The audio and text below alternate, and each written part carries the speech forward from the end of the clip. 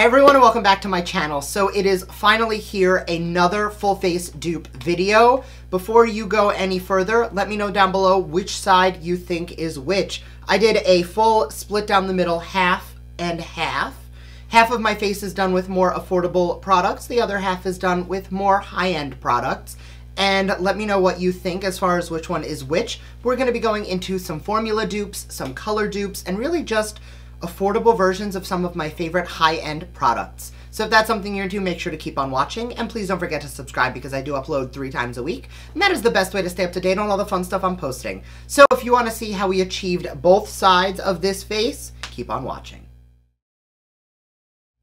So we are going to get right into it. I'm going to be starting with complexion first. So I'm actually really happy with how my pores have been looking lately, so I'm going to be using a mist primer today.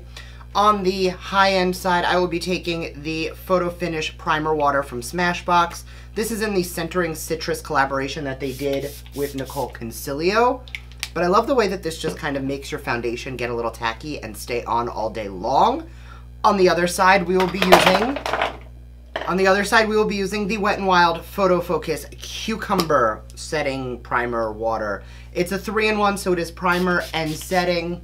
I will definitely say I prefer the mist on the Smashbox side, but if you get all of the different fragrances, scents, flavors, whatever you want to call it, of the 3 different primers, they are very similar. You get a similar tacky finish, and I definitely think they all hydrate nicely and help to improve the wear of your foundation. So for foundation, the 2 that I have found are the closest dupes, and I'm going to link all of the prices and stuff down below because I will forget to talk about them. But for $40, we have the Beauty Blender Bounce Foundation.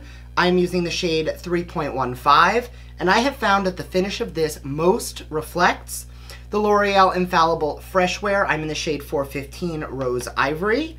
So I'm going to, on both sides, I'm going to be taking a brush and then finishing it with a sponge, and I will be cleaning and using the same brush. I have my Cinema Secrets here ready to go so that I can use the exact same brush for everything.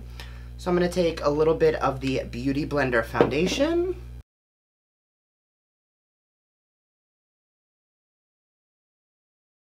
And then just for the finish, I do like to take a damp sponge and just kind of press that in. And you'll see on the skin, it is very wrong side. It is very fresh looking. It is very soft. There's a little bit of a sheen, which is going to be very similar to the effect that you're going to get with the L'Oreal.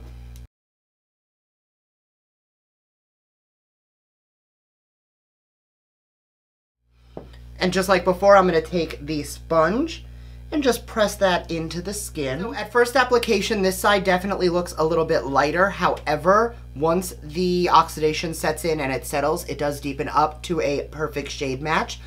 This looks like one face of foundation. I don't see any major differences to the finish, the tone. Neither is more sticky than the other. If you've been eyeing the Beauty Blender Bounce Foundation and maybe it was the shade range that you didn't love or the price tag, the L'Oreal is definitely a fabulous dupe for the same finish, same effect, and it actually wears just as well on the skin. So my concealer combo that I have been obsessed with lately has been my Shape Tape Concealer from Tarte. And I have been, let's see how I'm going to do half the nose. This is going to be difficult.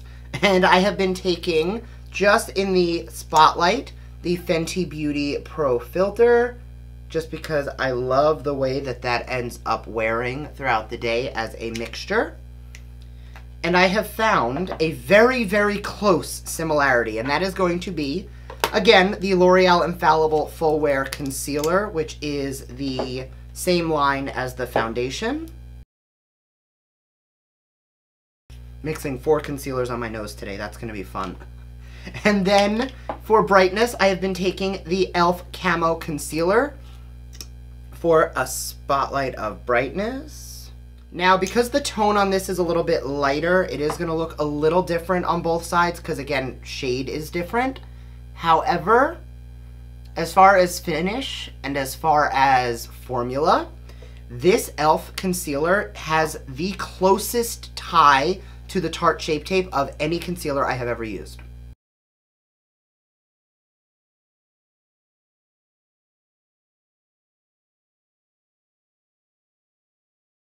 So honestly, that doesn't look too much different. But as far as, I mean, you guys know I like to mix my concealers. The e.l.f. and the Shape Tape are an identical dupe.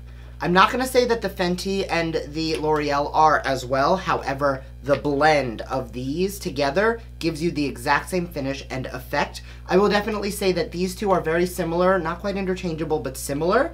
The Fenty is going to be a little bit more matte, and the Tarte is going to be a little heavier. Just like for here, the e.l.f. is going to be a little bit more matte, and the Filt'r, Pro Filt'r Full Wear is going to be a little bit thicker. So I'm just going to quickly pat out any creases, and I'm going to dip on my high-end side into the Too Faced Peach Perfect Mattifying Powder.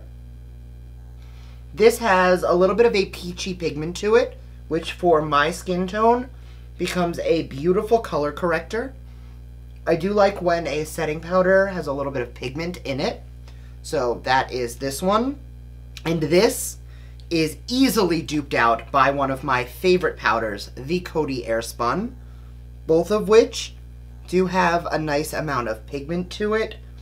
I will say the pigmentation in the peach powder is just a tad deeper, whereas with the Coty Airspun, it's a little bit brighter. But once everything is blended into the skin, it is like not even a noticeable difference. I've been using these powders together a lot lately and really like mixing them, playing with them, seeing how they wear. And I don't think I could pick one I liked more. What I will say, and this is something I think a lot of you are going to relate to, $33, $4.99. Like, that's the thing that I think for dupes just takes it to a new level for me, is when you can get an amazing product and you can do it at such an affordable price point, it almost begs the question, why are you spending so much for everything else? So once again, both sides are looking very flawless, very similar, but they're very matte. So we're going to be adding a glow back in. Now for this, I do want to use the same brush. So I have two of the Jaclyn Hill Morphe powder brushes. I'm going to be using the Charlotte Tilbury Airbrush Flawless Finishing Powder on my high-end side. This powder is a beautiful setting powder that just adds a tiny amount of sheen to the skin, makes everything a little bit on the glowy side, but it definitely sets and makes the makeup last throughout the day. So if you're more on the dry side and you don't want a matte look, that's the powder I would go for. And for the other brush from Sephora collection, this is the Micro Smooth Powder. I'm in the shade Light on this one. I'm in the shade Medium on the other. I will say that the Charlotte Tilbury powders run a little bit on the darker side, or the lighter side. The fair one is, or the light one is way too fair. The medium works for me, and the deeper one I think is more of like medium. So the powder names are definitely a little off, but you see how the skin just has, I'm gonna shut the lights down a little bit. Alright, I turned the lights down a little just so you guys can really see the skin without, it's not a filter, but when you have a ring light on really bright, it does kind of add a filtery effect somewhat. But this is the skin so far, and even up close, I am not seeing a huge difference between the two sides. I am quite happy with that, to be honest. Now, I did mention this a couple videos ago, and the reason this video took so long to get made is I have been really rigorously testing mixed together, separate, half and half, all of these products together individually on top of other foundations, because I didn't want the dupes to be like, well, they kind of work together the same way, kind of like I did on the concealers. That's the extent of these work together the same way. All of the other ones across the board are dupes. So here's where things are going to get a little interesting. On my high-end side, I'm going to be taking the Kat Von D Shade and Light palette, my Note Beauty blush, and the Fenty Beauty bronzer in the shade Shady Biz.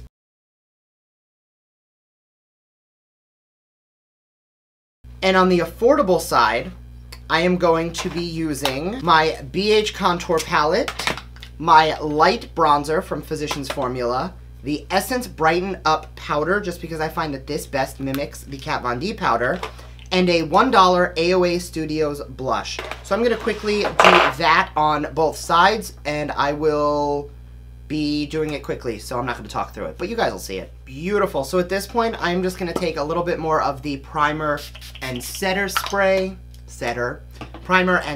sprays, and I'm just going to take down the powderiness on the skin just in time for highlight. So these are not going to be perfect shade dupes, but they are going to be formula dupes. I have been in love with the OFRA Cosmetics highlighter. I mean, this is their old as hell packaging, so clearly I've had these for a minute. I have found that they most are resembled at the drugstore from the Maybelline Master Chrome highlighters. So I'm going to kind of mix a bunch of shades together to try and get the same color, but the effect, this is going to be Rodeo Drive from the OFRA, and this is going to be the Gold Master Chrome. Like, tell me these are not, I don't even think you can, like, no. As far as, like, blinding metal, they are basically identical. So I'm going to mix a few of the Everglow NikkieTutorial colors and the Rodeo Drive, as well as the Molten Chrome and the Rose Gold, to try and get the same color on the cheeks.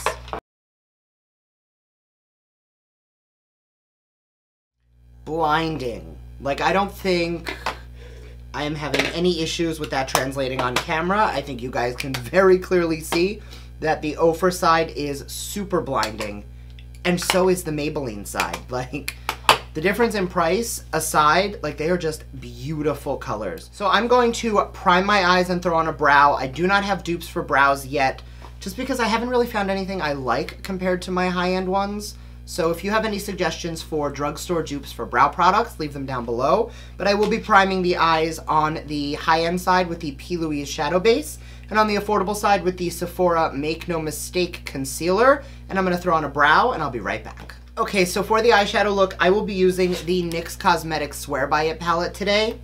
The reason I will be using this alone, and this is basically a dupe for about 30 different things. So originally I was going to use it as a dupe for the Modern Renaissance palette. You can see that these tones down here are very Modern Renaissance. And then I was looking at it compared to my Urban Decay Born to Run palette. And you'll see again, the tones are very similar. Formula-wise, this is beautiful. It works really well, especially on a budget. So I wanted to compare it to something, but honestly, I don't think I could find just one thing that this is a perfect dupe for, because it does encompass so much. It retails for $35. I got mine for $14. It was on sale on Ulta's website, plus there was an additional like $40 off. So again, I spent less than $15 on this palette. 40 shades. I'm really excited. So I'm going to throw on a quick eye look with this, and I will flash through it, and we can get on to the last few products.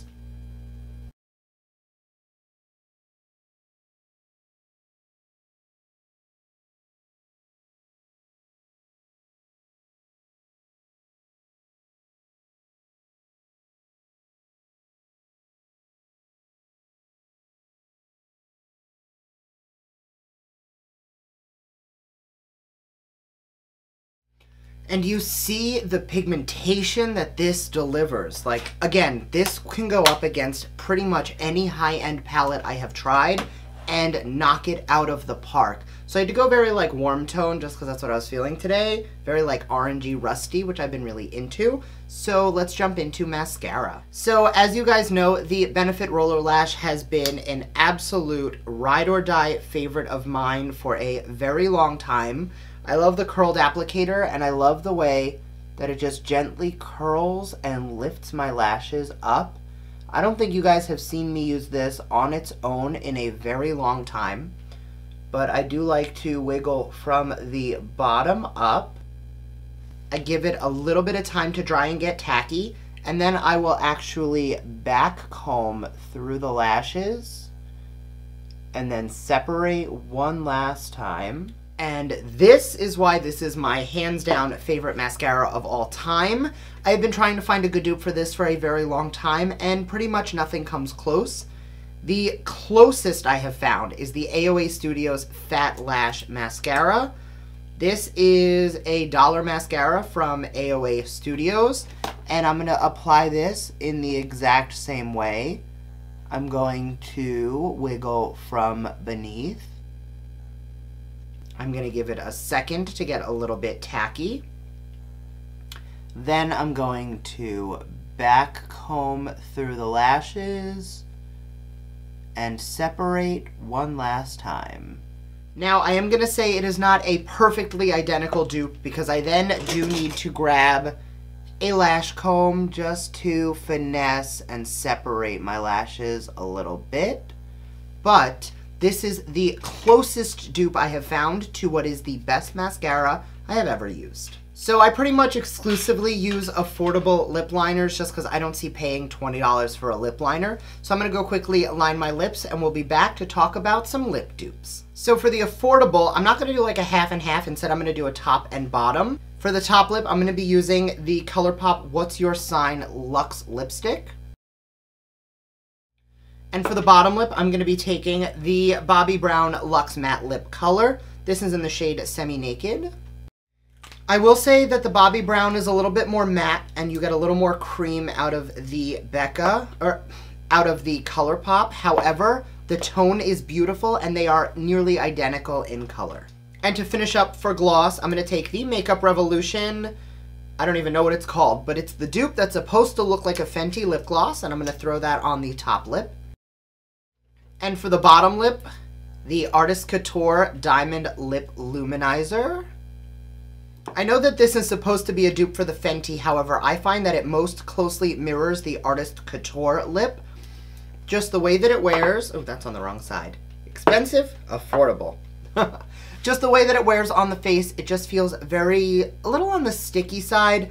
I will definitely say neither one of these are Fenty. The Fenty glosses are much nicer. However, I do love the sparkle that you get with both of these, and they just wear beautifully on the lips. One last time, we're just going to set down the face.